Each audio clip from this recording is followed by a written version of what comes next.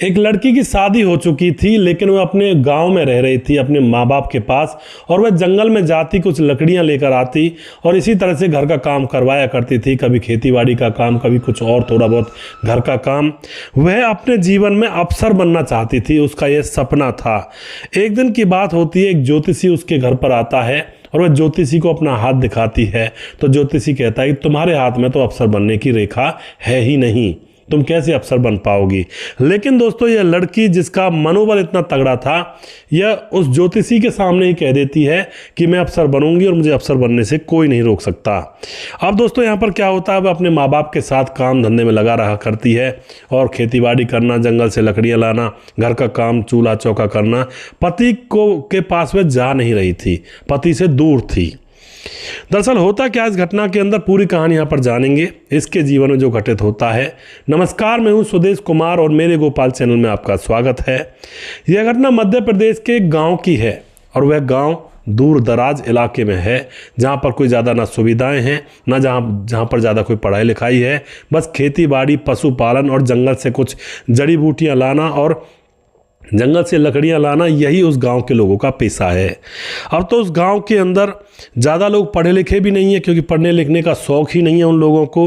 उस गांव के अंदर एक स्कूल है और वह 10वीं तक का स्कूल है, लेकिन यह भी एक रिकॉर्ड है कि उस 10वीं तक के स्कूल में आज तक गांव का एक भी बच्चा 10वीं पास नहीं कर पाया है। अब यहाँ पर क्या होता है दोस्तों, किसी बच्चे ने 10वीं पास नहीं की है, लेकिन यह लड़की जिसका नाम होता है सरिता, जो कि अपने माँ बाप के साथ रहती है, यह उस स्कूल में से 10वीं क्लास पास कर जाती है। और जब उस स्कूल में से 10वीं क्लास यह पास करती है तो पूरे गाँव में इसका नाम हो जाता है और इसकी सब वाही वाही करने लगते हैं। अब यहाँ पर क्या होता है दोस्तों, जैसे इसकी 10वीं क्लास हो जाती है, आगे की पढ़ाई ये करना चाहती थी और इसके माँ बाप से यह बात करती है कि माँ बाबा मैं आगे की पढ़ाई करना चाहती हूँ।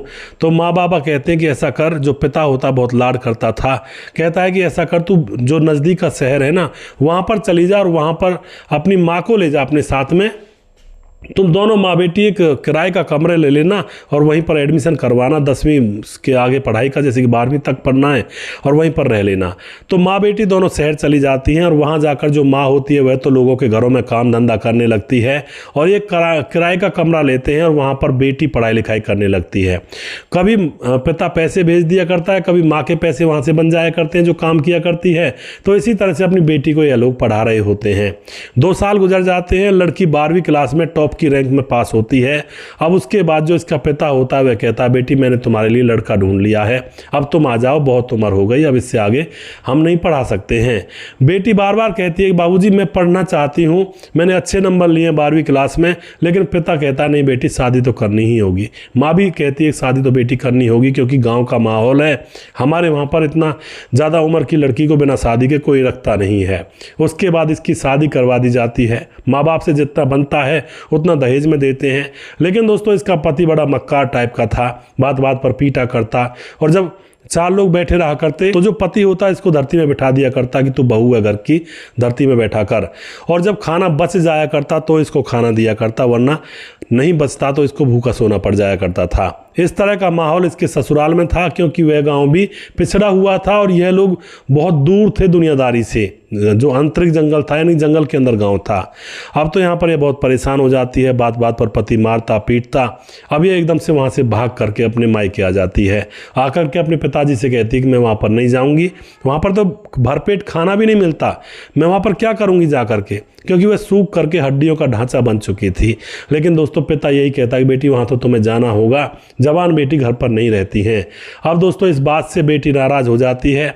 बेटी कहती है बाबा मैं अभी और पढ़ना चाहती हूँ, लेकिन पिता कहता अब कैसे पढ़ेगी, तू तेरी शादी हो चुकी है।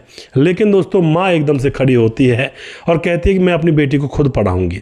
और पिता लड़ता है, लेकिन वह माँ बेटी लड़ाई करके घर से निकल जाती हैं और वहीं शहर में जा करके एक कमरा किराए पर लेती हैं और फिर वहाँ पर कॉलेज में उसका एडमिशन हो जाता है। उसको स्कॉलरशिप मिल जाती है, क्योंकि उसके नंबर 12वीं में बहुत अच्छे थे। उसके बाद पढ़ाई का खर्चा बहुत कम हो जाता है। माँ बेटी वहाँ पर रह रही थी। पहले तो जो पिता था वह भी पैसे भेजा करता था पहली बार जब आई थी, लेकिन अब तो माँ को ही सब कुछ करना पड़ रहा था। धीरे धीरे 3 साल गुजरते हैं और बेटी ग्रेजुएशन क्लियर कर लेती है बहुत अच्छे नंबरों से। अब यहाँ पर क्या होता है, बेटी सोचती है कि अब मैं नौकरी लगूंगी कोई अच्छी सी। तो एक अखबार के अंदर उसको IAS के एग्ज़ाम के बारे में पता लगता है कि इसमें अगर कोई नौकरी मिल जाती है तो बहुत ही अच्छी सैलरी होगी, और लड़की ज़्यादा सैलरी से लगना चाहती थी। तो अब IAS की जानकारी निकाल कर उसकी तैयारी करने लगती है, किताबें ले आती है और कोचिंग सेंटर में एडमिशन ले लेती है। और माँ उसकी पढ़ाई रही थी उसको घरों में काम कर करके। अब तो कोचिंग सेंटर में पढ़ाई लिखाई करने लगती है दोस्तों, खूब काफ़ी मेहनत करती है और पहले ही अटेम्प्ट में यह अपना पहला एग्ज़ाम क्लियर कर लेती है, यानी कि प्रीलिम जो होता है उसको क्लियर कर लेती है। उसके बाद दूसरा जो मेन होता है उसको और पढ़ाई करके एक बार में उसको क्लियर कर देती है। अब तो यह बहुत ही ज़्यादा होशियार थी। उसके बाद फाइनल इंटरव्यू में पहुंच जाती है। अब घर पर बैठी हुई थी, इंटरव्यू का समय आ गया था। सोच रही थी कि इंटरव्यू देने किससे जाऊं, कपड़े तो है नहीं, लेकिन वह सोचती है कि मैं अपनी पुरानी साड़ी पहन कर चली जाती हूं, क्योंकि पैसे नहीं थे उनके पास। पुरानी साड़ी में ही वह इंटरव्यू देने के लिए पहुंच जाती है। थोड़ी बहुत फटी हुई भी थी, थोड़ी बहुत एक आध उंगल। तो जैसे ही वहाँ पर इंटरव्यू देने के लिए जाती है तो इंटरव्यू लेने वाले भी पूछते हैं कि ये साड़ी बहुत पुरानी है, तो वह सारी कहानी अपने जीवन की वहाँ पर बता देती है। उसके बाद जो भी वह कुछ पूछते हैं वो सारी चीज़ें बताती है। तो यहाँ पर दोस्तों वह फाइनल में भी पास हो जाती है, इंटरव्यू में भी, और फाइनल में उसका रिजल्ट आता है और वह IAS अफसर बन चुकी थी। अब दोस्तों उसके बाद माँ बहुत खुश है, वह ट्रेनिंग के लिए जाती है। इधर दोस्तों जब वह BA कर रही थी, यानी कि बैचलर हो रही थी, तब उसका पति वहाँ पर आ जाया करता था। उसको पता लग गया था कि ये कहाँ पर रह रही है, और उसके साथ पिटाई विटाई करके उससे पैसे भी ले जाया करता था। लेकिन वह चुपचाप थी, लोगों को कुछ नहीं बताती थी कि बदनामी होगी। अब वह ट्रेनिंग पर चली जाती है और ट्रेनिंग के बाद अब नौकरी भी पर चढ़ जाती है, उसकी ड्यूटी लग जाती है। लेकिन उसका पति अभी भी उसके पास आता, उसके साथ पिटाई करता और उससे पैसे ले जाया करता। अब इस बात से वह परेशान तो थी, लेकिन लोगों के सामने इस बात को नहीं कहना चाहती थी, क्योंकि लोग कहते जब अधिकारी ही इस तरह से शोषण का शिकार हो रहे थे, लोगों को क्या बचाएंगे। चुपचाप रहती है। पति आता है महीने 2 महीने में और उससे पैसे लेकर निकल जाया करता, उसके ऊपर पिटाई लगाया करता। जो उसकी माँ होती है खूब उसको बचाती, लेकिन माँ से कुछ हो नहीं पाता। बाहर इस बात को ये कहते नहीं शर्म के मारे कि हमारी बदनामी होगी, लोग क्या कहेंगे। अब एक दिन की बात होती है, उसका पति आया था पैसे मांगने के लिए और पैसे मांग कर ले जाता है, उसकी खूब पिटाई कर जाता है। IAS अफसर पिट रही थी अपने पति से। अब उसके माथे पर कुछ खरोंच का निशान था। तो जब यह मीटिंग में बैठी हुई थी, SP साहब कहते हैं मैडम आपके माथे पर खरोंच का निशान है, क्या बात हो गई। वह बताती नहीं है कि नहीं कुछ नहीं, मैं गिर गई थी सीढ़ियों से। लेकिन SP साहब समझ जाते हैं उसके चेहरे के हाव भाव को देख करके। वह कहते हैं जरूर कोई ना कोई बात है मैडम, मुझे बताइए। ज़्यादा जोर देने पर अब मैडम सारी बात बता देती है कि मेरा पति आता है, पैसे मांगता है और उसके बाद मुझे पीटता भी है। अब तो जो SP साहब होते हैं वे कहते हैं कि मैडम अगर आप ऐसे सहन करती रहोगी तो लोगों को क्या न्याय दिलाओगी। आपको पहले स्ट्रांग होना पड़ेगा और मैं तुम्हारा साथ दूंगा, आप मुझे बता देना जिस दिन वो आए। अब तो दोस्तों यहाँ पर पूरी फील्डिंग हो चुकी थी। एक दिन की बात है, पति ने फ़ोन किया कि मैं आ रहा हूँ और पैसे तैयार रखना। अब जो महिला थी, यानी कि जो सरिता थी, SP के पास फ़ोन कर देती है कि आज वो आने वाला है। SP साहब पूरी फील्डिंग बिछाकर बैठ जाते हैं और जैसे पति आता है, जैसे पति आकर के पैसा मांगने लगता है तो सरिता मना करती है, तो उसका पति उसके ऊपर हाथ उठाने लगता है। लेकिन इतने में ही SP साहब वहाँ पर आ जाते हैं और उसके सर पर बंदूक तान देते हैं और कहते हैं कि अगर एक भी कदम आगे बढ़ाया तो बस तुम्हारी खोपड़ी अलग कर दी जाएगी। इस बात को देखकर उसका पति डर जाता है, क्योंकि ग्रामीण था, अनपढ़ था, डर जाता है कि ये क्या हो गया। उसके बाद दोस्तों यहाँ पर क्या होता है, अब उससे कहा जाता है कि अब तू इसके साथ नहीं रह सकता और ना ही तू यहाँ पर आ सकता है। अगर तू यहाँ पर आएगा तो तुझे गोली मार देंगे हम। और उसको कोर्ट में पेश किया जाता है और इन दोनों का तलाक करवाया जाता है।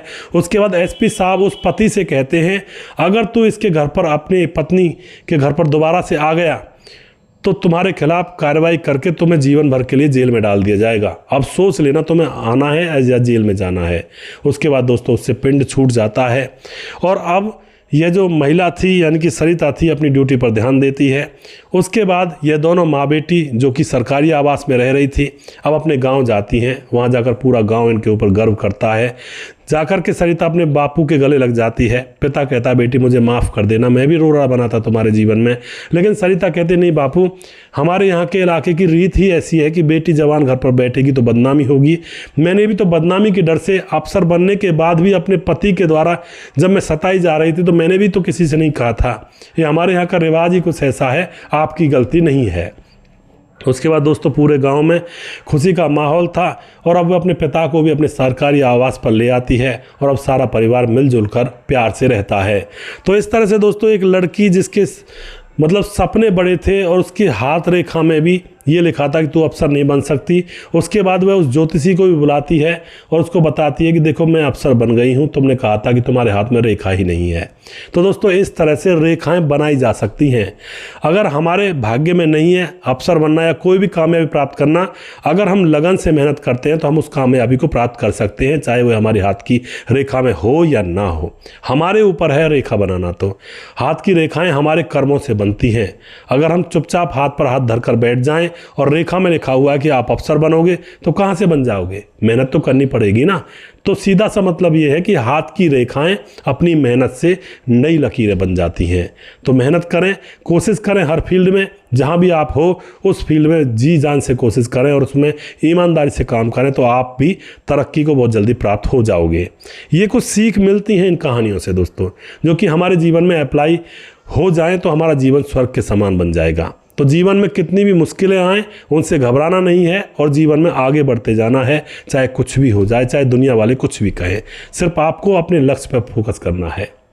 दोस्तों वीडियो के लास्ट में आपको अगर कोई कमेंट करना है तो आप कमेंट बॉक्स में कमेंट जरूर कर दिया करें, जिससे कि मैं उनको पढ़ता हूं। हर एक कमेंट को मैं पढ़ता हूं और वीडियो के लास्ट में उन भाइयों के नाम जरूर लूँगा जो भाई हमारे वीडियोस पर कमेंट करते हैं। हमारे साथ हैं जैनुद्दीन अंसारी हैं, बहुत अच्छा सुदेश भाई, मेरे बेटे का नाम भी लिया करो। अदनान, अफान, अबान, थैंक यू सुदेश भाई जी, बिल्कुल आपके बेटों का नाम मैंने लिया है। आप खुश रहें हमेशा, आपका परिवार खिलखिलाता रहे, आप तरक्की करें। उसके बाद पंकज कुमार हमारे भाई कहते हैं कि जज्बा जी नमस्कार, क्या हाल चाल हैं आपके? सुदेश कहा होगा शायद भाई ने, और उम्मीद करता हूं अच्छे होंगे। और जय श्री कृष्णा, आपकी वीडियो सुनकर मेरे को बहुत अच्छा लगता है। अपना अकेलापन को बहुत दूर करता हूं आपकी वीडियो सुनकर। मैं अकेले बोर होता हूं और मैं काम करता हूं तो मैं रात में ही आपकी वीडियो कम से कम 2 से 3 वीडियो देख लेता हूं। जब तक 2 से 3 वीडियो नहीं देख लेता हूं तब तक मेरे को शांति नहीं मिलती है। पंकज भाई आपका बहुत बहुत धन्यवाद, और आप इसी तरह से आप सपोर्ट करते रहें और वीडियो से कुछ जानकारी लेकर उसको अपने जीवन में अप्लाई ज़रूर करिएगा, क्योंकि ये बहुत ज़रूरी होता है। अगर एक इंसान का भी जीवन बदल जाता है हमारी कहानियों से, हमारी खबरों से, तो मैं तो अपने आप को बहुत धनवान समझूंगा, बहुत ही भाग्यशाली समझूंगा। ये मेरे लिए बहुत बड़ा काम होगा। उसके बाद भीम कसारे हमारे भाई कमेंट करते हैं, राम गोसाई कमेंट करते हैं, बहुत बहुत धन्यवाद करते हैं भाई का। देवेंद्र सेन कमेंट करते हैं, साहब विर्क जिला बिजनौर से सलेमपुर चीमा फार्म साहब सिंह, बहुत अच्छा जी। धीरज बनवाल हमारे भाई कमेंट करते हैं, ऐसे बच्चे माँ बाप को दुनिया में शर्मसार कर देते हैं। जी बिल्कुल धीरज जी। उसके बाद चंद्रशेखर कुशवाहा हमारे भाई कमेंट करते हैं, सर जी इसमें टीचर की गलती है। जी बिल्कुल। समाधान पाटिल भाई साहब बहुत अच्छी कहानी सुनाते हो, समाधान पाटिल जलगांव महाराज से। पंकज कुमार, मैं ब्लाइंड हूँ, आपने लोगों को अवगत कराया, इसके लिए बहुत बहुत धन्यवाद। मैं आपका बहुत आभारी हूँ। आपके चैनल पर कोई ब्लाइंड भी जुड़े हैं और मैं कोशिश करूँगा कि ब्लाइंड समाज में भी आपका चैनल फैलाऊँ और उन लोगों को भी जागरूक करूं। मेरा नाम पंकज है। जी बिल्कुल पंकज भाई, आप खूब सपोर्टेड इंसान हैं और आपका बहुत बहुत धन्यवाद करता हूं। संतलाल ड्राइवर हमारे भाई कमेंट करते हैं, आजकल किसी के ऊपर भरोसा नहीं किया जा सकता सुदेश भैया। जी बिल्कुल जी संतलाल जी, और कहानी तो बहुत अच्छी सुनाते हो, बहुत इम्पोर्टेंट बात है। जी बिल्कुल, बहुत बहुत धन्यवाद करते हैं संतलाल जी आपका। पृथ्वी सिंह दहिया कमेंट करते हैं और कहते हैं, नमस्कार सुदेश भाई, आपका वीडियो देखकर सब कुछ सीखने को मिल जाता है। बहुत बहुत धन्यवाद करते हैं पृथ्वी सिंह जी। रेशमा खान हमारी बहन कहती हैं कि आपकी स्टोरी देखकर मन खुश हो जाता है बहुत। रेशमा खान जी आपका बहुत बहुत धन्यवाद, आप इसी तरह से सपोर्ट करती रहें। अशोक गहलोत, स्टोरी आपकी बहुत ही सुंदर है, बहुत बहुत धन्यवाद जी। प्रवीण बघेल से पुरी से हैं। अमित पटेल, श्रीमान नारायण अमित पटेल, बिहार बेलवा गाँव मोतिहारी जिला से। कैसे हो आप सुदेश भाई? मैं बिल्कुल ठीक हूँ अमित भाई। और उसके बाद रामपाल, हर हर महादेव, संतोष ओझा, बहुत सुंदर कहानी है भैया जी, बहुत बहुत धन्यवाद जी। उसके बाद हमारे साथ है भीकम कुशवाहा जी, भीकम सिंह कुशवाहा आगरा से आपकी वीडियो देखता हूं, बहुत बहुत धन्यवाद करते हैं जी। टीकम शर्मा बहुत ही अच्छी स्टोरी है जी। कृष्णा राम जानी कमेंट करते हैं, शानदार बात कही जी, बहुत बहुत धन्यवाद जी कृष्णा राम जी। विवेक आर यादव कमेंट करते हैं, मुकेश कुमार यूपी तरासी से, और उसके बाद रोशन लाल प्रजापति, बहुत बहुत धन्यवाद करते हैं सभी भाइयों का। और राम मोहम्मद यासीन लाहौर पाकिस्तान हमारे वीडियो पर लगातार कमेंट करते हैं। सुशील चौधरी हमारे भाई लगातार कमेंट करते हैं। और राधेश्याम शर्मा सिरसी जयपुर राजस्थान से हैं, जो कि लगातार हमारे वीडियोज़ पर बने रहते हैं। राजकिशोर चौरसिया महाबलेश्वर महाराष्ट्र से हैं, जो कि हमारे वीडियोज़ पर लगातार बने रहते हैं। और जितने भी भाई हैं जो भी रह गए हैं उनका नाम मैं अगली वीडियो में लूँगा।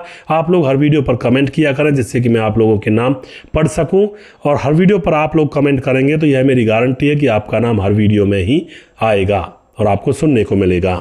दोस्तों, अगला वीडियो बहुत जल्दी फिर से लेकर आऊँगा, तब तक आप खुश रहें, सावधान रहें। जय हिंद, जय भारत।